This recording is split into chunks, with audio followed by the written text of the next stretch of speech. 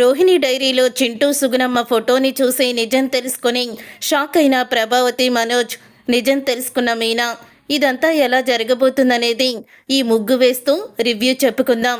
రోహిణి గురించి మరో గుండె పగిలే నిజం ప్రభావతి తెలుసుకోబోతుందా? అసలు ఇదంతా ఎలా జరిగిందని తెలుసుకోవాలనుకుంటే తప్పకుండా వీడియోని లైక్ చేయండి, మీ ఫ్రెండ్స్ అండ్ ఫ్యామిలీ మెంబర్స్కి షేర్ చేయండి.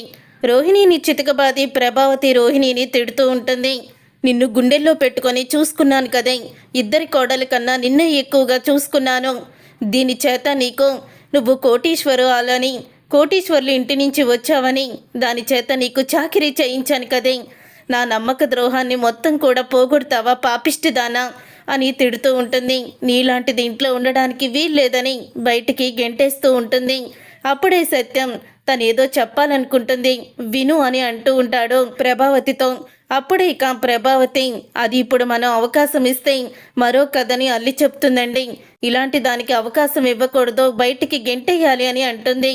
అసలు ఈ నిర్ణయం తీసుకోవాల్సింది నువ్వు కాదు తన భర్త అని మనోజ్ని అడుగుతాడు. అప్పుడే మనోజ్, అమ్మతో పాటు నేను కూడా మోసపోయాను నాన్న. ఇలాంటి మోసగత్తితో నేను కాపురం చెయ్యలేను, ఈ జీవితంలో దాని ముఖం చూడను అని అంటూ ఉంటాడు మనోజ్. అప్పుడే తన భర్త నిర్ణయం కూడా చెప్పేశాడు కదా, ఇలాంటి భార్య అవసరం లేదని అని రోహిణిని బయటికి గెట్టేస్తుంది ప్రభావతి. ఇక అందరూ కూడా షాక్ అయిపోతూ ఉంటారు. ఇంతలో విద్య ఇంటికైతే రోహిణి వెళ్తుంది.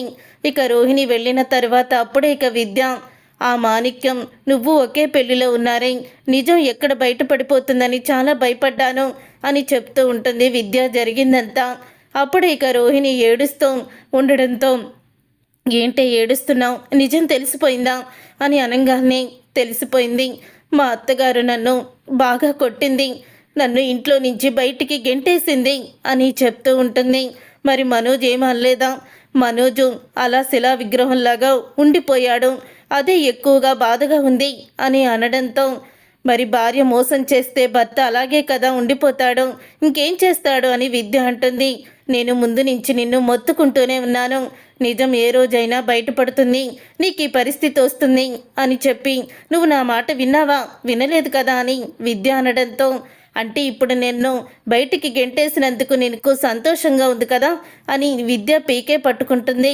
రోహిణి ఆగే, ఎక్కడో కోపాన్ని నా మీద చూపిస్తావేంటి, అత్త మీద కోపం దుత్త మీద చూపించినట్టు అని విద్య అయితే అంటూ ఉంటుంది. నేను ముందు నుంచి అంటూనే ఉన్నాను కదా నిజం బయటపడుతుందని అని అనగానే, ఇప్పుడు ఇది జరగడం కూడా నా మంచికేనే, ఇక ఎవ్వరికి భయపడే పని లేదు, ఎవరికి అబద్ధం చెప్పాల్సిన అవసరం లేదు అని చెప్తూ ఉంటుంది. ఆ ఇంట్లోకి నేను ఎలాగైనా వెళ్తాను, ఇంటి పెద్ద కొడలు బయటికి వెళ్ళిపోయిందంటే మర్యాద పోతుందని మావయ్య గారి అత్తయ్య గారితో సర్ది చెప్పి నన్ను ఇంటికి రప్పిస్తారు అని ధీమాతో మాట్లాడుతూ ఉంటుంది రోహిణి. ఈ రహస్యం అయితే నువ్వు దాచిపెట్టి ఈ రహస్యం బయటపడిపోయిందిలే, ఈ ఒక్క రహస్యమే అంటే అనుకోవచ్చు, మరి చింటూ విషయం ఏం చేస్తావే? ఆ విషయం బయటపడితే జీవితంలో మనోజ్ని ముఖం చూడడం అని అంటూ ఉంటుంది విద్య. అది ఎలాగో బయటికి రాకుండా నేను చూసుకుంటాను. మనోజ్ని, ఆ అమ్మ కూర్చుని నా గుప్పెట్లో పెట్టుకొని మనోజ్ చేతే నేను చింటూ నా కన్న కొడుకు అని వాళ్ళ అమ్మకి చెప్పిస్తాను అని చెప్తూ ఉంటుంది. ఇక అలా అన్న తర్వాత, ఏంటి ఇంత ధీమాగా ఉన్నావు నువ్వు అని అంటూ ఉంటే, అవునే ధీమాగానే ఉన్నాను, నువ్వు వెళ్ళి కాఫీ తీసుకురా అని చెప్తూ ఉంటుంది చాలా గర్వంగా. ఏదో పెద్ద తను సాధించేసినట్టు రోహిణి. ఇక రోహిణి అలా చెప్పేసి, నేను ఇంట్లోకి త్వరలోనే వస్తాను, అప్పుడు చెప్తాను అని బాలు, మీనా మీరిద్దరే కదా నా జీవితాన్ని నాశనం చేశారు అని అనుకుంటూ ఉంటుంది మనసులో. తర్వాత ప్రభావతి చాలా బాధపడుతూ ఉంటుంది. ఇక సత్యం ప్రభావతి దగ్గరికి వెళ్ళి, ఎందుకు నువ్వు ఇలా ప్రవర్తిస్తున్నావో, రోహిణి అబద్ధం చెప్పింది కాదనడం లేదు, రోహిణి మోసం చేసిన విషయం మనోజ్ కూడా తట్టుకోలేక పిచ్చివాళ్లాగా మాట్లాడుతున్నాడు, ప్రవర్తిస్తున్నాడు. ఒక్క క్షణం ఆలోచించి తనేం చెప్పాలనుకుందో వినడానికి నువ్వెందుకు ప్రయత్నించలేదు అని సత్యం అనడంతో, ఏం ప్రయత్నించాలండి, అది నన్ను ఎంత మోసం చేసింది, దానికోసం మిమ్మల్ని కూడా నేను మోసం చేశాను కదా, ఇల్లు తాకట్టు పెట్టి మీరు కష్టపడి సంపాదించిన డబ్బు, అలాగే తర్వాత మీనా నగల్ని కొట్టేసి ఇలా ఎన్ని చేశానండి వాళ్ళిద్దరూ సంతోషంగా ఉంటారని. మీ రోహిణి ఆస్తి వస్తే మనోజ్ జీవితంలో ఇంకా కష్టాలు పాలవ్వడం, వాడికి ఎటువంటి కష్టాలు ఉండవని నేను అనుకున్నాను. కానీ తను ఇలా చేస్తుందని అస్సలు కూడా నేను ఊహించలేదు అని చెప్తూ బాధపడుతూ ఉంటుంది ప్రభావతి. తెల్లవారేసరికి ఇక మీ కామాక్షి ఇంటికి వెళ్ళి కామాక్షిని పరిగెత్తిచ్చి కొడుతూ ఉంటుంది ప్రభావతి. అప్పుడు ఇక కామాక్షి, అయినా నా తప్పేముందొదిన, నువ్వేగా దాన్ని కోడలుగా చేసుకుందని కామాక్షి అనడంతో, నువ్వు పరిచయం చేయడం వల్లే కదా నేను దాన్ని కోడలుగా చేసుకుందని ప్రభావతి అంటుంది.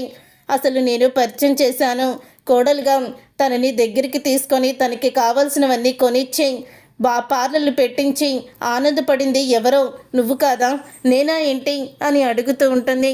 ఒక్కసారి గుర్తు చేసుకో అని అనగానే అప్పుడే మా నాన్నకి కంపెనీల మీద కంపెనీలు ఉన్నాయి, మలేషియాలో ఉంటాం మేము, కోటీశ్వర్లు, ఎక్కడ వస్తుందో ఎంత ఉందో మాకే తెలీదు అని రోహిణి అన్న మాటలన్నీ కూడా గుర్తు చేసుకొని, నీలాంటి అమ్మాయి కోసమే, నీలాంటి అమ్మాయి మా మనోజ్కి భార్యగా కావాలని, నాకు కోడలుగా రావాలని కోరుకుంటున్నాను అని అంటూ ప్రభావతి రోహిణిని చూసి మాట్లాడిన మాటలన్నీ కూడా గుర్తు చేసుకుంటూ ఉంటుంది.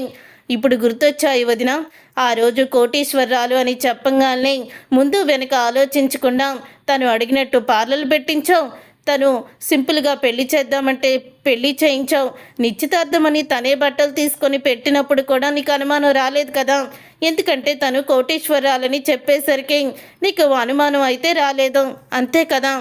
డబ్బు పిచ్చితో నువ్వు తీసుకున్న నిర్ణయానికి ఏదో నేను తప్పు చేశానని నన్ను కొడతావేంటి అని అడుగుతూ ఉంటుంది కామాక్షి. అవును కామాక్షి, డబ్బు పిచ్చితో నేనే ఇదంతా చేశాను, నాకు అర్థమవుతుంది. కానీ మనోజ్ గడి జీవితం నాశనం అయిపోయింది, రోహిణి ఇంత పని చేస్తుందని అనుకోలేదు అని చెప్తూ ఉంటే, చూడు వదిన, ముందు నుంచి నేను కూడా అంటూనే ఉన్నాను, డబ్బు కాదు ముఖ్యం మనకి, మనుషుల బంధాలు ముఖ్యమని. కానీ నువ్వు నీ మీద ప్రేమ చూపించి ఇంటిని సరిదిద్దాలనుకుని బాలు మీనాని పక్కన పెట్టి రోహిణిని నెత్తిన పెట్టుకున్నావు. ఇప్పుడు రోహిణి నీకు చూడు కాలికి ముళ్ళై గుచ్చుకుంది, ఈ గుచ్చుకోవడం ప్రతిరోజు నీకు ముళ్ళులాగా గుచ్చుకుంటూనే ఉంటుంది, తన మోసం నీకు తెలుస్తూనే ఉంటుంది అని అంటూ ఉంటుంది కామాక్షి. నువ్వు చెప్పింది నిజమే కామాక్షి అని అంటూ ప్రభావతి బాధపడుతూ ఉంటుంది. తర్వాత ఇక మనోజ్ ఫర్నిచర్ షాప్కి అయితే బయలుదేరుతాడు. ఫర్నిచర్ షాప్కి అయితే వెళ్ళేసరికి అప్పుడే ఇక ఫర్నిచర్ షాప్ దగ్గర రోహిణి అయితే నిలబడి ఉంటుంది. రోహిణి నిలబడి ఉండడం చూసిన మనోజ్ అక్కడి నుంచి వెళ్ళిపోవాలని అనుకుంటాడు. మనోజ్, ఆగు, ఎందుకు నా మాట వినడం లేదో అని అడుగుతూ ఉంటే అప్పుడే ఇంకా ఆ మాట విని, ఏంటి నీ మాట వినాలా, నీ మాట విన్నందుకే కదా ఇంత మోసం చేశావు, ఇంకోసారి నీ మాట విని మోసపోవాలా నేను అని అడుగుతూ ఉంటాడు మనోజ్. ఏంటి మనోజ్ అలా మాట్లాడుతున్నావు అని అనగానే ఇంకెలా మాట్లాడాలి, నువ్వు చేసిన మోసం, నువ్వు చేసిన కుట్రలు మోసాలు నేను తట్టుకోలేకపోతున్నాను అని చెప్తూ ఉంటాడు. అప్పుడే ఇక రోహిణి, అది కాదు మనోజ్, ఇదంతా నీ మీద ఉన్న ప్రేమతోనే చేశాను, నువ్వు నాకు చాలా ఇష్టం, నువ్వంటే నాకు ప్రాణం, నిన్ను వదిలి నేను ఉండలేను, అందుకని మీ అమ్మ దగ్గర అబద్ధం ఆడాల్సి వచ్చింది అని అంటూ ఉంటుంది. మరి ఆ మాట ఫస్ట్ నైట్ రోజు మన మధ్య ఎటువంటి రహస్యాలు ఉండకూడదు, నువ్వు నా దగ్గర రహస్యాలు దాచిపెట్టకూడదని నీకెప్పుడో చెప్పాను, మరి ఆ రోజే నువ్వు చెప్పుంటే నీకు ఈ పరిస్థితి వచ్చేది కాదు, నేను ఇంత బాధని అనుభవించేవాడిని కాదు అని అంటూ ఉంటాడు. అప్పుడే ఇక ప్రభావతి ఆటోలో వస్తుంది అక్కడికి. ప్రభావతి ఆటోలో రావడం చూసిన రోహిణి షాక్ అయిపోతూ ఉంటుంది. వామ్మో, ఈవిడేంటి ఇప్పుడు ఇక్కడికి వచ్చింది అని స్టన్ అయిపోతూ ఉంటుంది. ఏంట్రా ఈ మోసగత్తితో ఏం మాట్లాడుతున్నావురా నువ్వు అని అడుగుతూ ఉంటుంది మనోజ్ని. నువ్వేంటమ్మా ఇక్కడ అని అడుగుతాడు మనోజ్. ఇలాంటిదేదో జరుగుతుందని ఊహించే నేను నీ వెనకాలే బయలుదేరాన్రా అని అంటూ ఉంటుంది ప్రభావతి. అప్పుడే అత్తయ్య నన్ను క్షమించండి అత్తయ్య అని చెప్తూ ఉంటుంది రోహిణి. చి, నీలాంటి దానికి క్షమాభిక్ష పెట్టడం ఏంటే, నువ్వు గుండెలు తీసిన బంటివి, తడిగుడ్డుతో గొంతు కోసే రకానివి, అలాంటి నిన్ను నేను ఈ జన్మలో క్షమించను, నువ్వు చేసిన మోసం ఇంకా నా కళ్ళెదురు మెదులుతూనే ఉంది, నీలాంటి దుర్మార్గురాల్ని క్షమిస్తే మళ్ళీ నువ్వు మోసం చేయవని గ్యారంటీ ఏమీ లేదు అని అంటూ ఉంటుంది. అప్పుడే ఆ మాట విని రోహిణి, మీ కాళ్ళు పట్టుకుంటాను అత్తయ్య, మనోజ్ని వదిలి నేను ఉండలేను అని చెప్తూ ఉంటే, రే, ఫర్నిచర్ షాపు నువ్వు తీయకపోయినా పర్వాలేదు, దీన్ని మాత్రం నీ దగ్గరికి రానివ్వద్దు, నీతో మాట్లాడనివ్వద్దు, పద వెళ్దాం ఇంటికి అని అంటూ ఉంటే, ఎందుకమ్మా ఇంటికి, దీనికి భయపడి ఇక్కడ స్టాఫ్కి వచ్చి తను లోపలికి రావడానికి వీలు లేదు అని సెక్యూరిటీ గార్డుకి అందరికీ చెప్తే లోపలికి అడుగు కూడా పెట్టద్దాను అని అంటూ ఉంటాడు మనోజ్. ఇంతలా మారిపోయావేంటి మనోజ్ అని అంటూ ఉంటే, నీ మోసమే నన్ను ఇలా మార్చేసింది అని చెప్తూ ఉంటాడు. అప్పుడు ఇక ఆ మాట విని రోహిణి, ఏదో ఒక రోజు మీరే నన్ను ఇంట్లోకి తీసుకొస్తారు, ఖచ్చితంగా తీసుకొస్తారు అని అంటూ ఉంటుంది రోహిణి. ఏంటి, నిన్ను నేను ఇంట్లోకి తీసుకొస్తానా? అది ఎప్పటికీ కూడా జరగని పని. చూస్తూ ఉండు, ఈ ప్రభావతి అంటే నీకు పూర్తిగా తెలియదు అనుకుంటా, నేనేంటో చూపిస్తాను నీకు అని అంటూ ఉంటుంది ప్రభావతి. అప్పుడే ఇక రోహిణి ఏమీ అనలేక అక్కడి నుంచి వెళ్ళిపోతుంది. అలా వెళ్ళిపోయిన తర్వాత మధ్యలో మీనా అయితే రోహిణికి ఎదురు పడుతుంది. అప్పుడే ఇక మీనా బైక్ ఆపి రోహిణితో ఇలా అంటుంది, ఏంటి రోహిణి, ఎందుకు ఇన్ని అబద్ధాలాడి నీ జీవితాన్ని నాశనం చేసుకున్నావు అని అంటూ ఉంటే, ఏంటి గిల్లి జోల పాడడం అంటే ఇదే, చేసిందంతా చేసి నేను మోసం చేసి అందరి ముందు తలదించుకున్నాను, బాధపడుతున్నాను అని ఏదో నా గురించి జాలిపడి బాధపడుతున్నట్టు బిల్డప్ ఇవ్వకు అని మీనాని తిడుతుంది రోహిణి. అప్పుడు ఇక మీనా, ఏంటి నువ్వు మాట్లాడేది, నువ్వు చేసిన తప్పుని అందరి ముందు నిలబెట్టి నిరూపించడం తప్ప, అత్తగారిని మాంగారిని చివరికి భర్తని కూడా మోసం చేసి మళ్ళీ ఏదో పెద్ద ఘనకారం సాధించినట్టు అలా ఎలా మాట్లాడగలుగుతున్నావు రోహిణి నువ్వు? ఏదో తోటి కోడలు కదా, సొంత సిస్టర్ లాంటి దానివని నిన్ను బలకరిస్తున్నాను, బాధపడుతున్నావని నిన్ను ఓదార్దామనుకున్నాను, బయటికి గెంటేసిన నీలో ఉన్న తలపొగరు ఇంత కూడా దిగలేదని నాకు అర్థమైపోయింది అని చెప్తూ ఉంటుంది మీనా. అప్పుడు ఇక రోహిణి కూడా మాట్లాడకుండా మౌనంగా ఉండిపోతుంది. మీనా ఇంటికి వెళ్ళిన తర్వాత అప్పుడే బాలుతో ఇలా చెప్తూ ఉంటుంది, ఏవండి, అసలు రోహిణికి ఇంత కూడా బాధ లేదండి, తను ఇంత కూడా బాధపడడం లేదు, పైగా ఎందుకు ఈ నిజాన్ని బయట పెట్టావని తిరిగి నన్నే మాటలు అంటుంది అని అంటూ ఉంటుంది. అప్పుడే మీనా ఇక ఆ మాట విని ఒక్కసారే షాక్ అయిపోతూ ఉంటాడు. బాలు, అసలు పార్లమ్మ ఏమనుకుంటుంది, తను ఎందుకు ఇంత కూడా బాధ అనిపించడం లేదు అని అడుగుతూ ఉంటే, ఏముందండి, అత్తయ్య గారు ఏదో కోపంలో బయటికి గెంటేశారు, మళ్ళీ నేను వస్తాను, ఖచ్చితంగా వస్తాను అని అనుకుంటుంది. అలా అనుకుని తన బట్టలు కానీ తన సామాన్లు కానీ ఏమీ తను తీసుకెళ్ళలేదు కదా, ఒట్టి చేతులతోనే వెళ్ళింది, అలాగే వెనక్కి తిరిగి వస్తుంది అని అంటూ ఉంటుంది మీనా. అప్పుడు ఇక వాళ్ళ మాటలు విన్న ప్రభావతి, లేదు, మళ్ళీ ఆ రోహిణి ఇంటికి రావడానికి వీల్లేదు, దాన్ని ఏదోటి చెయ్యాలి అని అనుకుంటూ ఉండగా ఇంతలో మనోజ్ అయితే వస్తాడు. ఏంటమ్మా ఇంకా ఆ గొడవ గురించి ఆలోచిస్తున్నావా? మనకి చెడు చేసే మనుషుల గురించి మనం ఆలోచించాల్సిన అవసరం లేదు అని అంటూ ఉంటాడు మనోజ్. అది కాదురా, మళ్ళీ రోహిణి ఏదో వంక పెట్టుకొని లోపలికి రావాలని చూస్తుంది, అందుకని అసలు దాని గుర్తులు ఆనవాళ్ళు లేకుండా మొత్తం కాల్చేస్తాను, మీ పెళ్లి ఫోటోలు తీసుకురా అని అంటూ ఉంటుంది. అప్పుడే ఇంకా ప్రభావతి ఇక ఆ మాట విని మనోజ్ షాక్ అవుతూ, ఏంటమ్మా పెళ్లి ఫోటోలు అని అంటూ ఉంటే, అవునరా, అదొక పీడకల్లాగా నువ్వు అనుకో, నీకు ఇంకో పెళ్లి చేస్తాను అని మనోజ్కి చెప్తుంది. అప్పుడే, సరే, నువ్వు దాని బట్టలు మీ పెళ్లి ఆల్బము తీసుకురాలేకపోతే నేనే వస్తాను, నేనే మొత్తం తీసి బయట పడేసి వాటిని పెట్రోల్ పెట్టి కాల్చేస్తాను అని అంటూ ఉంటుంది ప్రభావతి. అప్పుడే ప్రభావతి గదిలోకి వెళ్తుంది, మనోజ్ వాళ్ళ గదిలోకి. అలా వెళ్ళిన తర్వాత అప్పుడే ఇక మనోజ్ సత్యం దగ్గరికి వస్తాడు, కానీ సత్యం ఉండడు. మీనా ఏమైందని అడుగుతూ ఉంటే, మా అమ్మ పెళ్లి ఫోటోలు రోహిణి బట్టలు కాల్చేస్తానంటుంది, మా నాన్న ఉంటే ఆపుతారు కదా అని అంటూ ఉంటాడు మనోజ్. మా నాన్నకి ఫోన్ చేసి జరిగిందంతా చెప్పు, తొందరగా ఇంటికి రమ్మను, మా అమ్మ గదిలో నా గురించి చూస్తుంది అని గదిలోకి అయితే వెళ్ళిపోతాడు. అలా వెళ్ళిపోయిన తర్వాత అప్పుడు ఇక సత్యానికి ఫోన్ చేసి జరిగిందంతా చెప్తుంది. అంతలోకి మీ అత్తయ్య గారిని మాటలతో పెట్టి, నువ్వే ఏదోలాగా ఆపమ్మా, నేను వస్తున్నాను అని చెప్తూ ఉంటాడు సత్యం. సత్యం అలా చెప్పిన తర్వాత ఇక మీనా అయితే బాలుకు కూడా ఫోన్ చేస్తుంది. ఇంతలో ఇక ప్రభావతి, రే ఏంట్రా నువ్వు రమ్మంటే ఎంతసేపటికి వస్తున్నావు, తీ దాని బట్టలన్నీ తీసి కింద పడాయి అని అంటూ ఉంటుంది ప్రభావతి. అప్పుడే బట్టలు, పెళ్లి ఆల్బము అన్నీ కూడా తీసి కింద పడేస్తాడు. అలా కింద పడేసిన తర్వాత అప్పుడే ఇక రోహిణి డైరీ అయితే బయటపడుతుంది. ఆ రోహిణి డైరీని చూసి, బట్టల్లో ఉన్న డైరీని చూసి ప్రభావతి, ఏంట్రా ఇది అని అంటూ ఉంటే, రోహిణికి డైరీ రాసే అలవాటు ఉందమ్మా, అదేననుకుంటా అని అంటూ ఉంటాడు.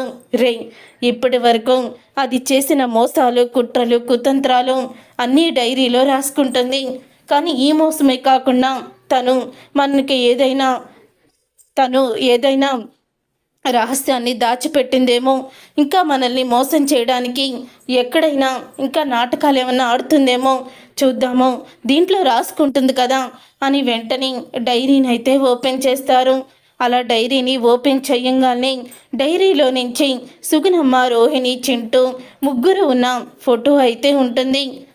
ఆ ఫోటోని చూసి షాక్ అయిపోతూ ఉంటుంది. అప్పుడే ఇక ప్రభావతి, రే వీడి ఫోటో ఏంట్రా రోహిణి డైరీలో ఉంది అని అంటూ ఉంటే, అప్పుడే ఇక మనోజ్ ఆ ఫోటోని చూసి తను కూడా షాక్ అయిపోతూ ఉంటాడు.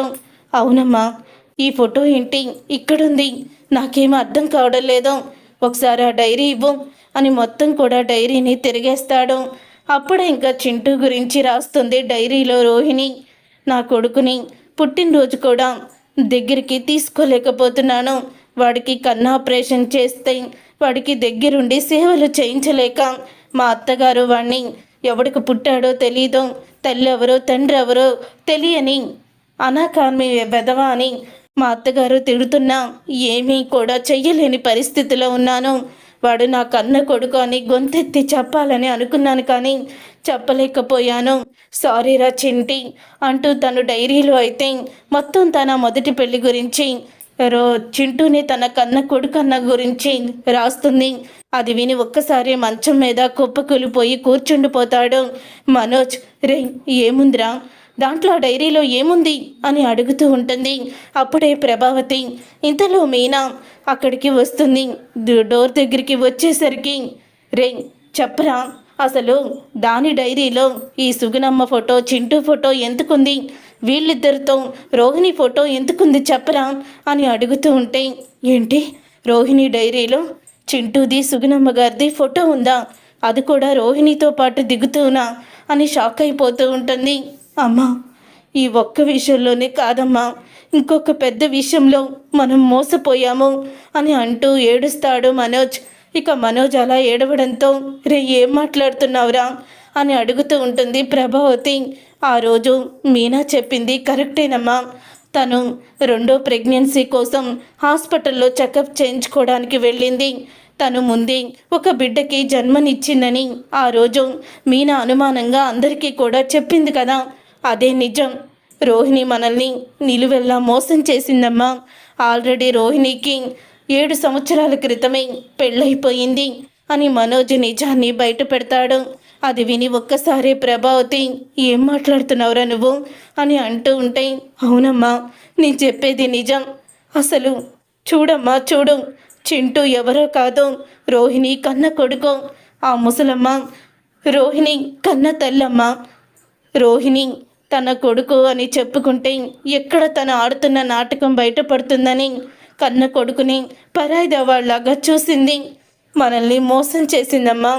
తను కోటీశ్వరరాలు కాదని ఆ నిజమన్నా నేను మింగుడు పడగలను, కానీ దాని గురించైనా సరే సర్ది పెట్టుకొని రోహిణిని తీసుకురాగలను.